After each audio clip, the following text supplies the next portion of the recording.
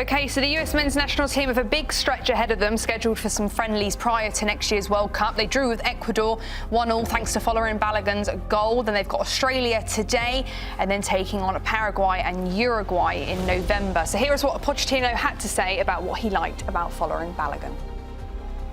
Well, what I like the most is that he's a scorer, you know. When he scores is what I like the most in a striker. And then he's, I think his work ethic, you know, available always is to drop and to play and to connect. What a mess.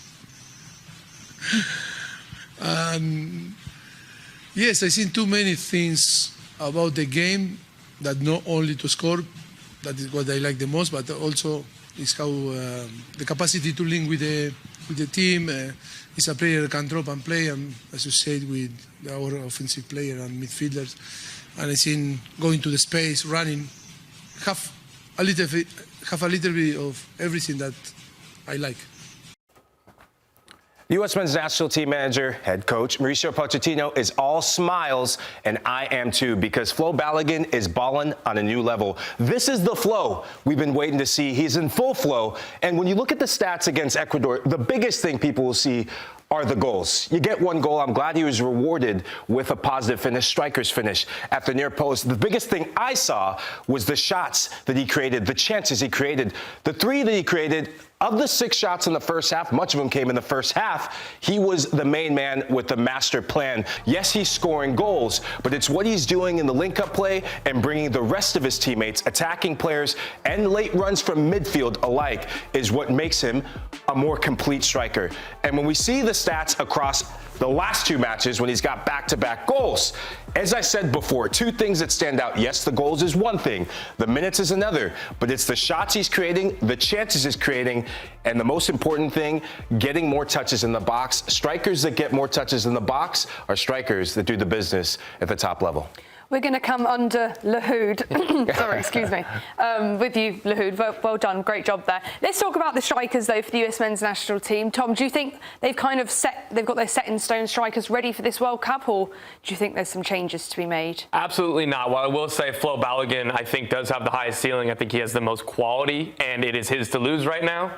If we were asked this question 95 game minutes ago, we'd have a different answer. Ricardo Pepi's missed a lot of time with the national team. He's going to have a say here. It's going to be whoever is most informed going towards the World Cup. Right now, it is Balogun, particularly after that Ecuador match. It's Balogun, but there's a lot of time for that to change. I agree to an extent, but I do think that he's gone a long way in cementing himself in that number 9, only because of what we are talking about. How many camps do we have left before the actual World Cup? So all he could do is put his best foot forward. And I actually loved looking at the breakdown under Lahoud, because the rotation in terms of being able to be on the half turn and be able to spring in behind really is going to showcase a lot of what the US are going to have to do in that tournament. When it comes to it, there's going to be a lot of times when they're going to be wanting to be on the counter-attack, be on the press, be quick in transitions. And he, out of all of the strikers that are available to them, I think is the most dynamic in that position. And I'm loving the link-up. When you identify the link-up between him and Tillman, I can see him and Pulisic doing the same thing. I can see him and a lot of the other players in terms of being able to lead the line by himself, hold up play, dynamic turns, of course turning in the transition, but most importantly has the opportunity to lead the line and obviously counter-attack. And I really like him. I've liked him since his Arsenal days. I was disappointed they getting an opportunity in the first team, but leading the front line for your nation is an incredible feat, man. I just want to go back in time. I mean, there must be something in the water in the city of Brooklyn, because he's from Brooklyn, Jonathan David's from Brooklyn, Timo Weah's from Brooklyn. I heard an English accent. That's about Brooklyn. He's American, man. We're going to claim him. We're going to claim him. I love everything both of you have said about Flo Balogun. The thing I'll add about Ricardo Pepi, he can do those things too. But the word you used about him being dynamic, he's probably our only striker. You could maybe say Haji Wright, but him more so, who can create his own chances. And against Ecuador, that separation speed, that pace, within the first 3 minutes, there was a run where I think it was Tim Ream that played him down the channel. Yeah. And then, bam! That's the Flo I want to see, and his club situation is going to change. A lot of the knock on Flo has been, is he going to get more minutes? Is he going to be the main man? Well, Adi Hütter's out, and there's a new man in charge for Monaco, so I see him getting minutes in the Champions League. Both strikers have to do it.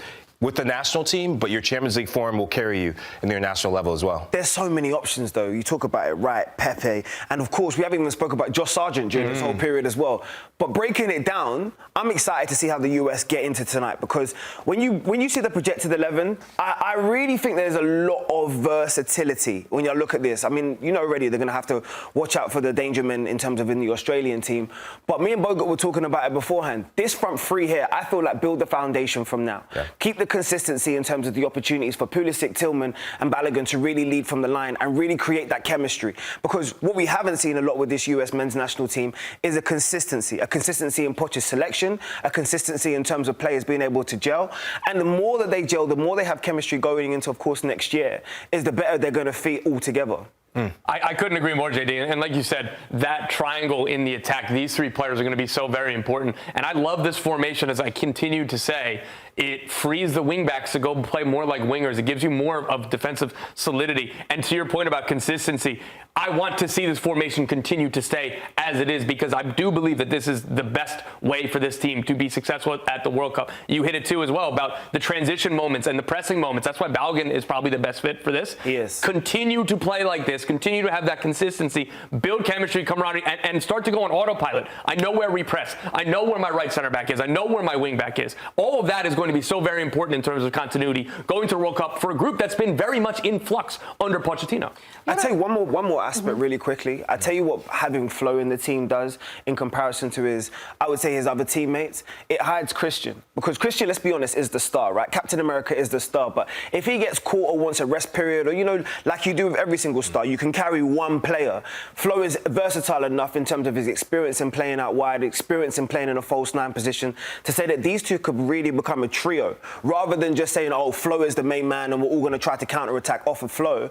They really could be quite versatile. You could see Christian come into this position, Flo dropping in deep, and that's the difference in terms of his game overall in comparison to the other strikers that he brings. And I think he could be an X-factor. I really do see the next 12 months being an incredible one for Malik Tillman. He knows in terms of the move that's been on his pressure, whether it's worked out for his club team, country is a completely different opportunity.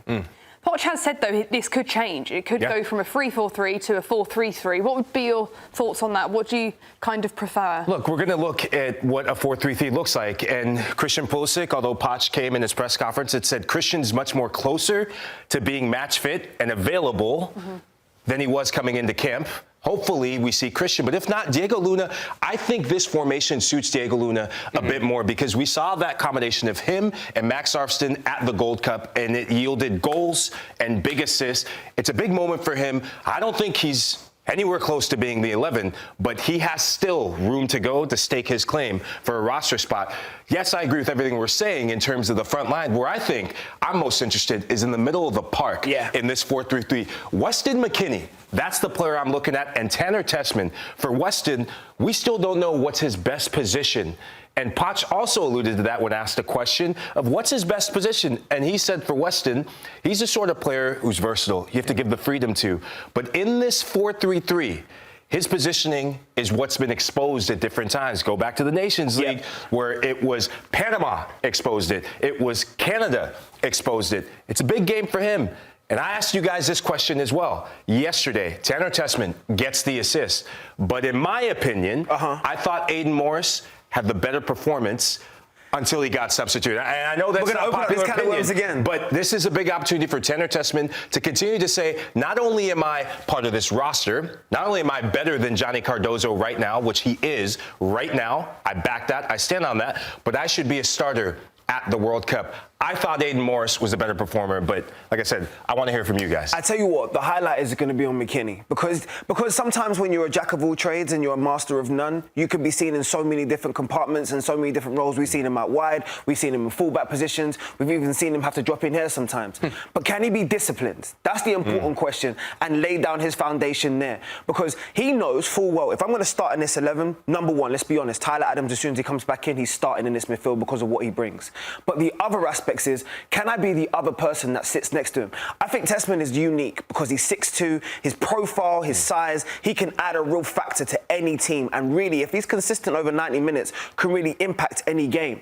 But at the same point, if I'm him, I've got the most experience. In terms of the levels that I played at, the ceiling that I've been at, I should really be identifying and say, if I can show a disciplined performance, can I be the starting midfielder next to Tyler Adams? You bring up an excellent point, really quick, Tom. The difference between Weston McKennie that thrives with the national team and a Weston McKennie that really struggles, and we're asking, what happened to Weston? Is he willing to do the dirty work? And that's what you're alluding to with the discipline factor, is there's something about letting your ego, when you can do everything in the midfield, there's something about letting your ego go off the side of the table. And he reminds me a lot in terms of player profile. Think of a Mauricio Pochettino, who used to be able to do anything in the midfield. Mauricio Pochettino's best position was when he was willing to do the dirty work in the middle of the park and allow other players like a Michael Bradley and attacking players like Clint Dempsey to thrive. That's your value to the team. He'll get his goals and opportunities, but in a game against an Australia side that's going to roll up their sleeves and come and try and bully you, he's got to bring his lunch pail. So you think he can be disciplined, yes or no? Because I know you watch this team inside out. Can he be disciplined? Can he understand his role? I'd like him better in a 4-3-3 because I don't want him to necessarily be like strict, having to do all of these roles and all of these. Like, he's best when he's a little bit undisciplined because it's his box crashing ability that makes him at his best and what he can add to the game in terms of his goals and assists.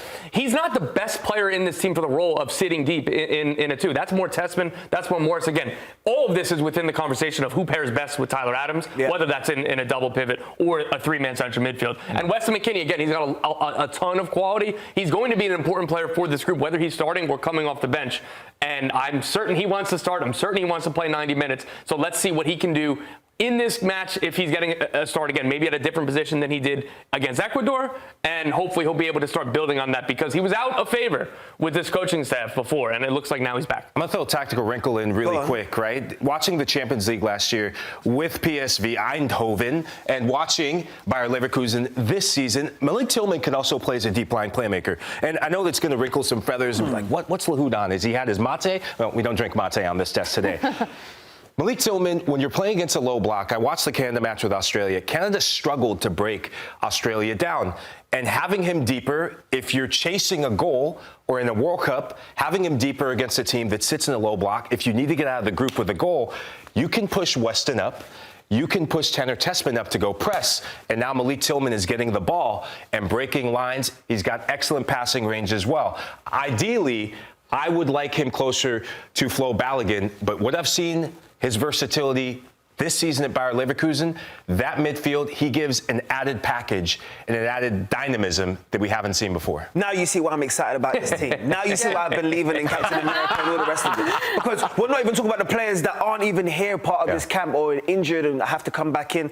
Poch has got a lot of decisions to make about that 26-man squad. But here is what Mauricio Pochettino had to say about rotating the squad ahead of the game. If you say to me, what my feeling or my capacity, raciocinial, my... Your head versus your heart? Exactly. Maybe I say, maybe we need to do too many changes, no? In another side, you say, okay, if something works, why we are going to change. But I think my answer is, if we play well in Ecuador, I think it's a good opportunity also to keep improving and showing maybe different approach to the game and maybe to change the system, to change the player.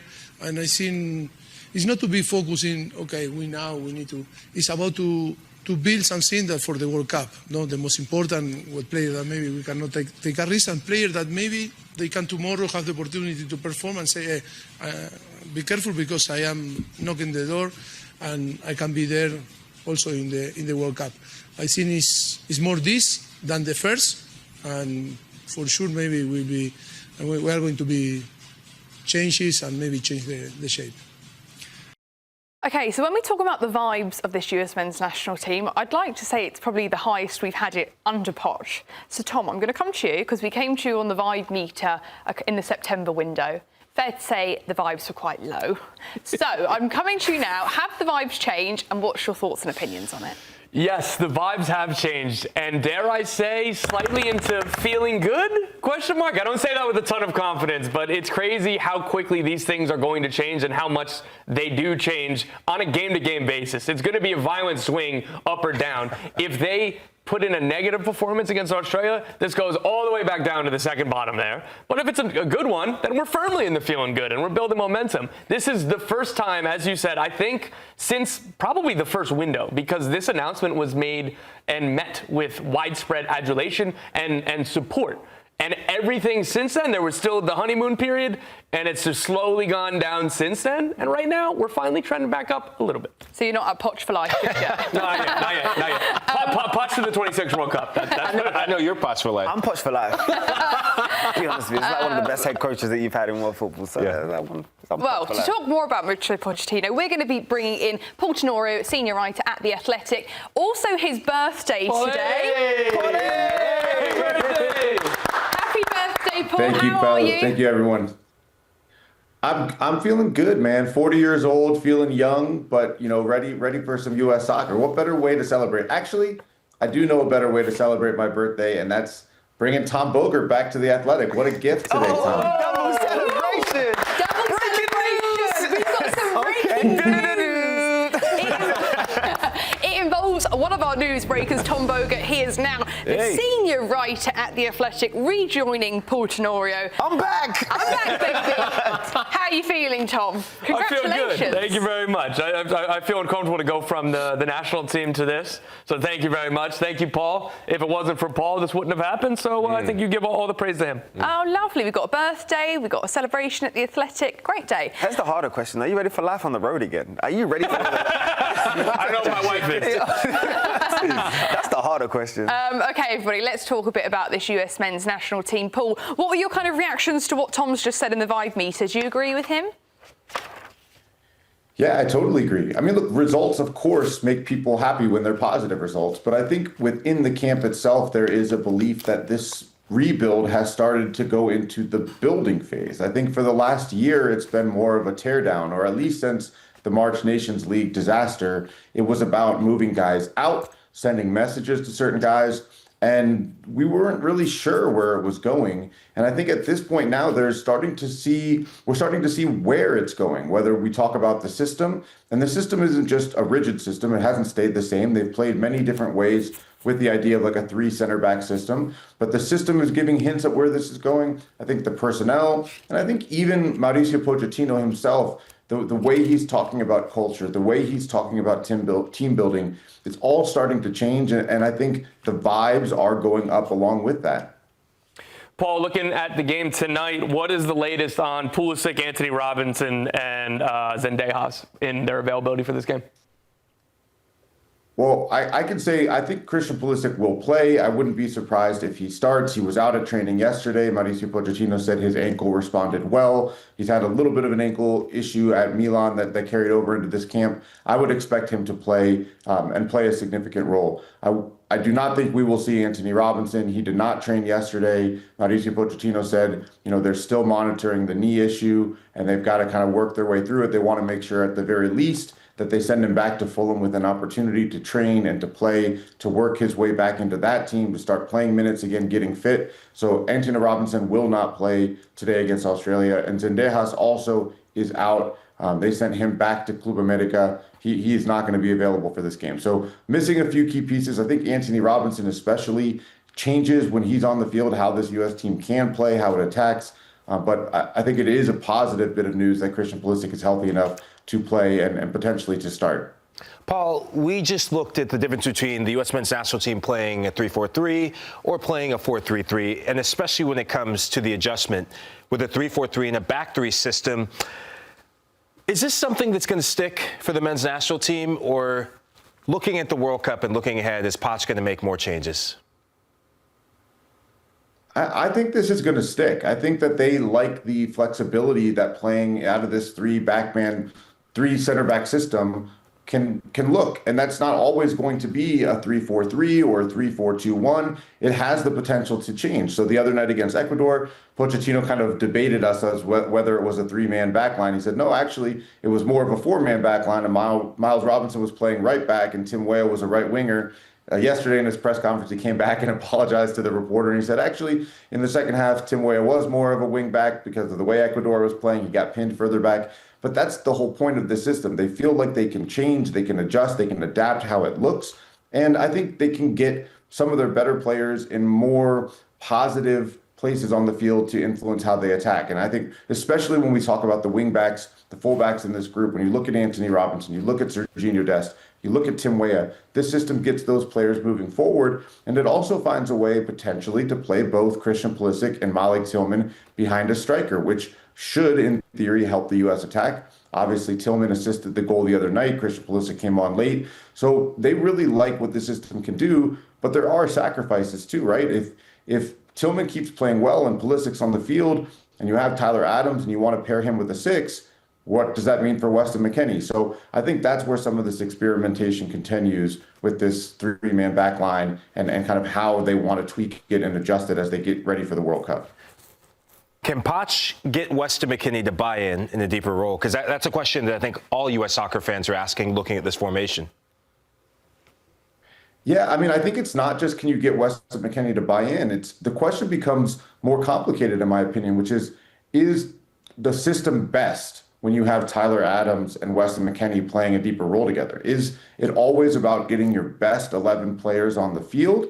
Or do you look at the way Christian Roldan played that position last month, where he said, okay, I am the number 6. I am going to sit deeper, and I'm going to let Tyler Adams do what he is absolutely elite at, maybe the best in the world, at running, covering ground, breaking up passing lanes, getting stuck in, trying to start counterattacks.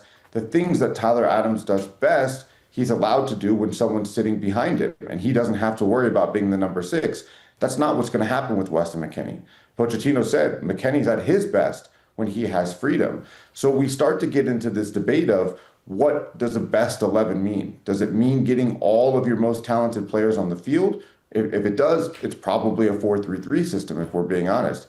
If it's about putting the best chemistry together and highlighting the best attributes of certain players, well, maybe it's pairing Tyler Adams with somebody like Tanner Tessman, who's willing to sit deeper and can kind of dictate the tempo of the game and allow Tyler Adams to do what he does best. So that, I think, is going to be one of the most interesting areas to watch, not just against Australia tonight, but going forward into November and March.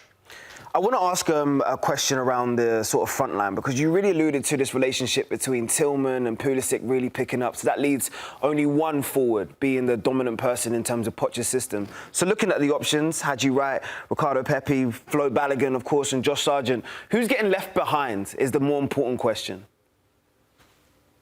I think right now Josh Sargent's the guy that's off the roster. If we were to go today, I think the forwards that we see in camp right now are probably the forwards going, with the exception of maybe Pepi over somebody like Ajimon.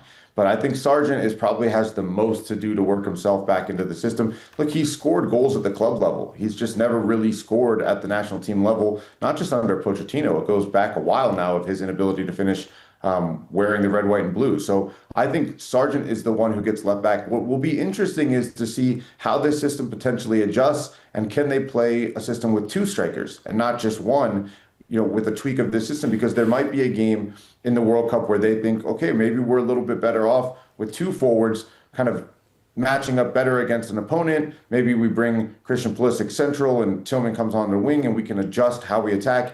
I think that'll be something interesting to keep an eye on, to how Pochettino maybe starts to play around with how can we change the attacking look here if we want to match up differently with an opponent. And that's where we start to get into some of the advantages of the World Cup, which is at the draw in December, they're going to find out who they're playing, and they can start to really, really tactically tweak based specifically on who they're going to see in the group stage. Paulie, closing out with, again, looking at tonight's game, who are a couple players that you think that you're looking forward to in terms of individual performances, or who maybe needs a big individual performance to stay within this group? I think there's 2 players that I really am going to keep an eye on tonight, especially because when we talk about the vibes meters, you need certain guys to continue to stand out. One of the reasons the vibe meter is higher is Flo Balogun. he has really grabbed a hold of the number 9 job with both hands over the last couple games, scoring goals. And if he can get another goal today, if he can continue that positive performance as a number 9, I think it really lifts this U.S. team to finally say, okay, we have our number 9. We believe in him. We think he's the guy going forward. So he, I think, is one of the most important players tonight. And the other is Tanner Tessman. We haven't seen Tessman since March. He starts the other night. I thought he had a pretty good performance. How does Poch use him tonight? Can he have another positive outing to start to build back the trust and build back his role in this team? I think he's an X factor for this U.S. team and his abilities. 6'3", he can move, he can pass. He's playing really well at Lyon. It would be hugely advantageous if Tessman starts to show that he is deserving of a starting spot. And how does that change the competition up and down this field? Very interested to keep an eye on those two tonight. Paul, lastly, before we let you go, you brought that Billy Strings poster with you to Colorado, right? I know that was in your carry-on. Look, I'm all Colorado vibes today. I did bring this shirt. This poster back here is I'm at my brother's house. He lives in Denver. He's a huge Billy Strings fan. He's very Denver, and so I'm just trying to fit the vibe. I thought, he goes, do you need me to take that poster down? I go, no. The Billy Strings poster has to stay up. I was wondering what. I mean, Paul, very quick for me. I don't know what makes you more happy, the poster, the flannel, or that Costa Rica got a big result. Badly needed. Vibes are low for the Ticos right now. Not the vibe meter is no bueno. You know, pura vida, always pura vida. We're always happy and relaxed, but not so much around the national team. Well, let's hope the US get a win. Have a lovely rest of your birthday. Hopefully they'll get the win on your birthday. That would be nice, wouldn't it, Paul? Thank you very much.